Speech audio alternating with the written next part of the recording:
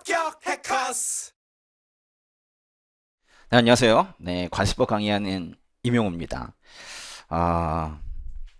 2025년도에 정확하게 합격하기 위해서 지금부터 어떤 단계를 밟아가야 되는지 그 교재 또 커리큘럼 이런 거를 설명드리도록 하겠습니다.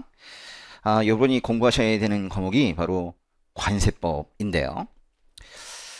이걸 좀 어렵다고 느끼는 분들이 많이 있어요. 쉽게 출제되어도 어렵대요. 관세법은 쉽다, 어렵다 이런 게 없는 것 같아요. 그냥 언제나 어려워요. 이게 왜 어렵냐면 양이 많아요. 양이 너무 많아요. 그래가지고 이걸 다 공부하려면 시간이 참 많이 걸려요. 아니 뭐 국어나 한국사나 다른 것도 양이 많지 않습니까? 그래요. 옛날엔 그랬는지 모르겠는데 지금은 관세법만큼 양이 많은 게 없어요. 그래서 이제 중요한 것은 뭐냐면 어떤 부분을 공략해서 볼 것이냐. 그게 매우 중요한데 어떤 부분을 공략해서 볼 것인지는 저에게 달려있는 거죠. 그래서 제가 연구를 많이 합니다. 그래서 여러분한테 잘 알려드리려고 하는데 사실 저도 떨리는 부분들이 있고 부족한 부분이 있고 하지만은 그래도 현재로서는 제가 관세법을 제일 많이 연구하는 사람 중에 한 명이니까 그래도 제가 도움이 제일 많이 될 거로 생각이 됩니다. 공무원 관세법 어떤 특징이냐면요, 일단은 이거예요. 법률 중심. 그거 아시죠? 관세법은 관세 법률이 있고 시행령이 있고 시행 규칙이 있어요. 근데 관세법 시험은요, 9급의 경우엔 관세법 개론이라고 하고 7급은 관세법이라고 하는데 개론과 그냥 법의 차이는 약간의 난이도 차이가 있는 것 같아요. 물론 9급의 경우 20문제이고 7급은 25문제다. 그런 형태의 차이도 있죠. 최근 몇 년 동안에 7급의 경우에는 너무 어려웠어요.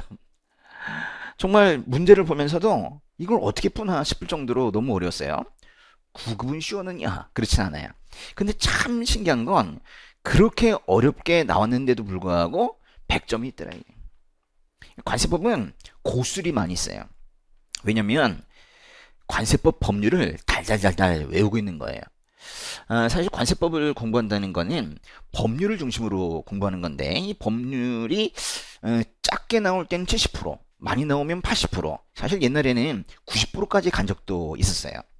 그러니까 10문제 중에 7, 8개 정도는 여기서 나온다. 이렇게 보시면 돼요.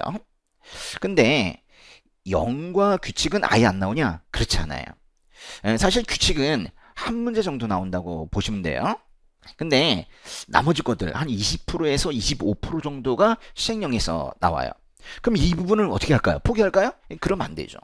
그러니까 법률은 당연히 다 맞춰야 되고 조금 어렵게 느껴지는 시행령과 시행규칙도 다 맞아야지 100점이 나오거든요.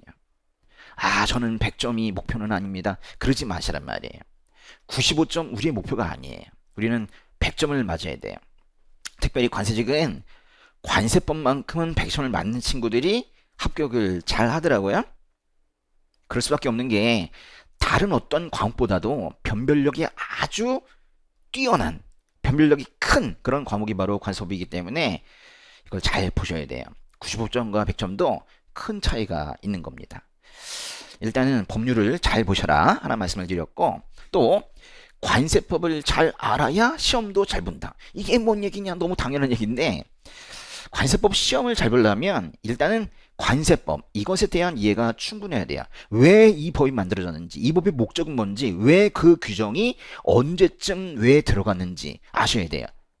그것이 FTA 때문에 들어갔는지 또는 미중 무역 전쟁 때문에 들어갔는지 뭐 그런 그 배경 지식을 모른다면은 사실 이해하기 힘든 그런 부분들이 많이 있어요.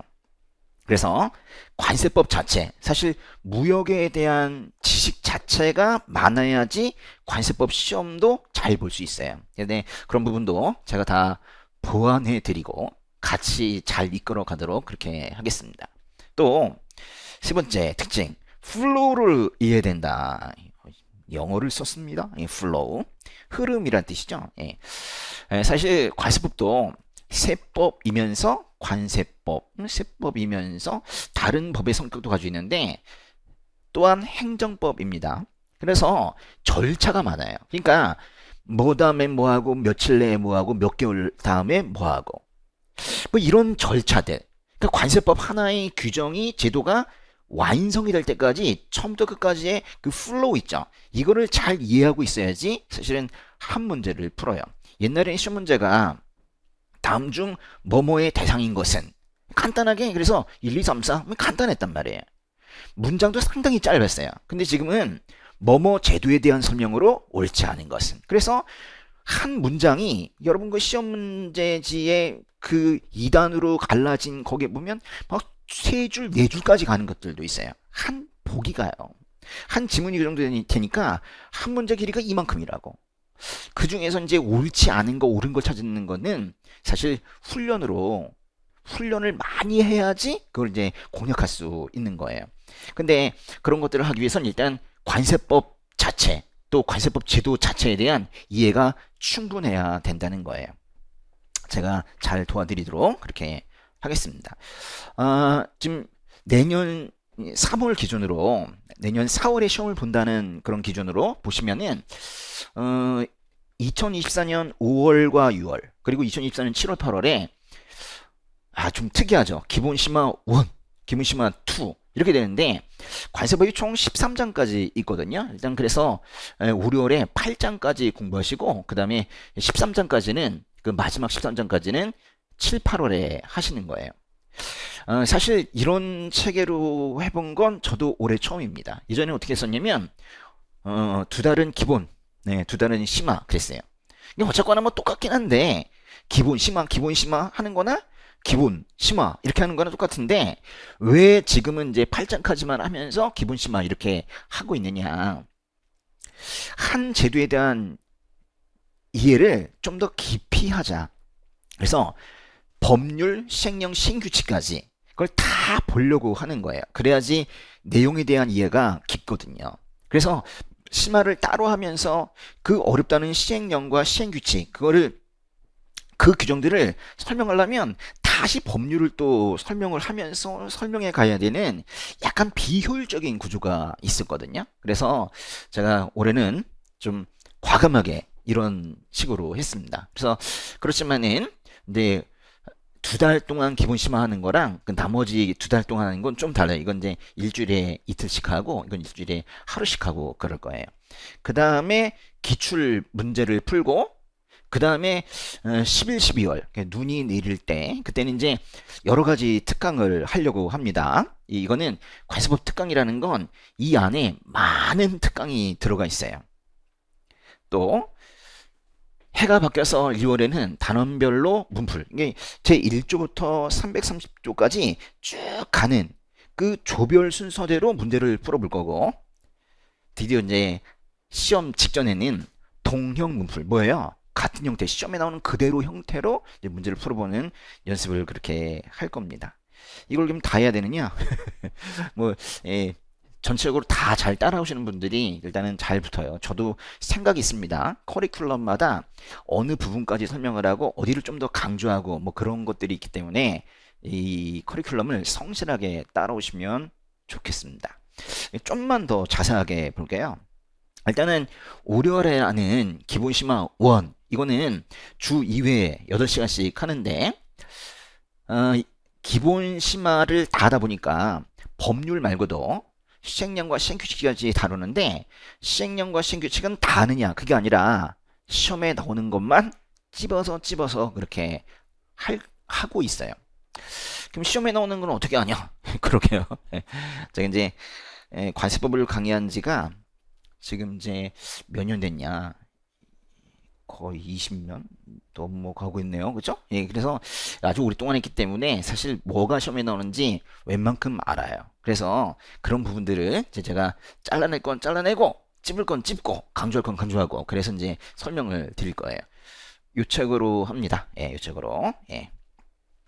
그 다음 2개월에도 마찬가지로 9장부터 13장까지 나머지 내용을 다뤄요. 그런데 이때는 일주일에 한 번만 하지만 10장까지 하는 게 2개월 다 걸리진 않아요. 그래서 이제 남은 시간은 뭐 하냐면 프린트를 나눠드려요. 종합 정리. 관세법을 전체를 다 배워야지만 설명드릴 수 있는 부분이 있잖아요. 이 관세법 시험에 주로 나오는 게 뭐냐면 관세청장이 하는 게 뭐냐, 세관장이 하는 게 뭐냐, 또는 장관이 하는 게 뭐냐. 그래서 이제 그런 것들 이제 구분하는 것들 이제 공부하고, 또 이제 관세법에 주로 나오는 게 허가, 승인, 등록, 보고, 신고, 협의 뭐 이런 것들 구분하는 건데, 그런 것들도 관세법 전체적으로 종합 정리할 때 사실 설명드릴 수 있거든요. 그런 것들. 또 수많은 숫자들이 있어요. 숫자 문제가 알게 모르게 한 60% 나옵니다. 그러니까 이게 맞든 틀리든 60% 정도는 숫자를 알아야지 풀 수 있는 문제들이 나와요. 그래서 날짜 암기, 또 금액 암기, 뭐 그런 것들도 이제 우리가 많이 하게 될 거예요. 그래서 이제 장장 4개월 동안 그렇게 이제 기본 심화 합쳐서 이론이 완성이 되면 한번 풀어보는 거죠. 뭐를? 이미 나왔던 문제들을. 그래서 기출문제 풀이를 9, 10월에 이제 가을에 이렇게 하게 됩니다. 법과목은 기출문제 풀이가 다른 과목에 비해서 훨씬 더 중요해요. 나오는 게 나오거든요. 그래서 나오는 게 계속 나와요. 근데 또 문제는 뭐냐면 관세법은 진짜 많이 바뀌어서 기출문제만 가지고는 안 돼요. 여기다 이제 추가적으로 새로 개정된 내용을 추가해서 보셔야 되는데, 그거는 이제 1월에 단어 문풀과 그리고 3월에 동영에서 좀 더 다루게 될 거예요. 그 사이에는 뭐가 있냐면 특강이 있거든요. 물론 여기서 이제 새로 등장하는 내용들, 개정된 내용들, 그리고 또 모아서 이해해야 되는 것들, 그런 것들을 많이 다룰 거예요. 사실 이런 책이 하나가 있는데요. 관세법 뻥령집. 이게 잘못 쓴 게 아닙니다.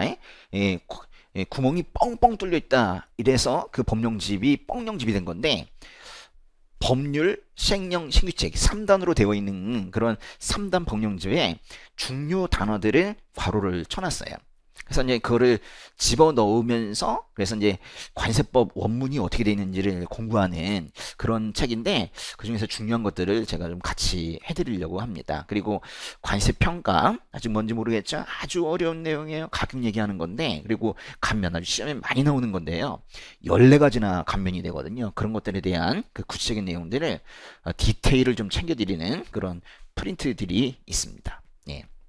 그리고 1월에는 단원별로 문제 풀이를 하고, 그리고 3월에는 통역 모의고사를 하는데, 여러분 그 1월에 하는 단원별 문제 풀이는 사실 제가 만든 책으로 하는데, 여기 이제 해마다 이제 문제를 좀 수정을 해요.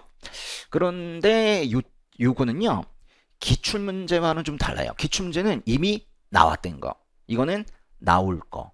그러니까 결국 뭐예요? 기출문풀과 이거를 다 해야지 완성되는 거예요. 법과목이 그렇습니다. 이제 관세법 공부하시면 알겠지만은 12월에서 1월 넘어가면서 엄청 바뀌거든요. 그러니까 12월에는 기출문풀을 하면서 이미 나왔던 걸 다루는데, 1월에 이걸 하면서 또 개정된 내용들을 또 다 다뤄드려요. 그러니까 이거를 해야지 시험 보러 갈 수 있는 거예요. 바쁘게 그렇게 움직이게 될 겁니다. 예. 제 수업은요, 뭐 제가 내년 시험에 적합하다 그랬는데 난이도 조정을 잘 하겠다 그런 얘기입니다. 그리고 제도 자체에 대한 이해를 충분히 할 수 있도록 제가 자세하게 설명을 드려요. 그리고 그것이 현장에서, 실무에서 어떻게 이루어지고 있는지도 알려드립니다. 그리고 그다음에 뭐 관록 이런 말 써놨는데, 사실 뭐 제 정말 오랫동안 관세법을 사랑하고 관세법을 좋아하고 관세법을 연구하고 그랬던 사람으로서 관세법이 개정이 되면 막 가슴이 막 떨려요. 이번에 또 뭐 어떤 새로운 내용이 들어갈까, 그런 것들이 관록입니다. 그리고 관세법 시험에 대해서도 잘 알아요. 어떤 것이 시험에 나올 것인지 좀 보이는 게 좀 있어요. 그런 것들을 좀 알려드리려고 하고, 그러면서도 대충 하지 않습니다. 디테일, 그렇죠? 디테일을 챙기는 수업. 그래서 이 부분이 바뀔 것이다, 이 부분은 틀렸다. 그러니까 우리가 이제 그런 것들을 훈련이라고 하는데, 훈련을 미리미리 시켜드리는 그런 수업입니다. 저를 믿고 따라오시면 됩니다. 유튜브 채널이 하나가 있는데요. 모르게 제가 기출문제 풀이나 뭐 그런 것들, 또 중요한 내용들 공지할 때 여기다 이제 올리는 게 있고, 또 이제 네이버 카페가 있거든요. 예, 여기 들어오셔가지고 질문하시면 답변 드리고 그렇게 합니다. 예. 관세법, 예, 좀 어떤 분들은 어렵다고 하시는 분들도 있는데, 예, 사실 생각해 보면 재밌어요. 관세직의 꽃 아닙니까? 예. 어떤 학생들은 저보고 담임이라고 그래요. 관세법 선생은 관세직의 담임입니다. 이렇게 또 실무에 가서 그대로 쓰는 법이잖아요. 그래서 이제 좀 더 애정이 가고 뭐 그런 과목입니다. 예, 저랑 같이 잘 해보면 좋겠습니다.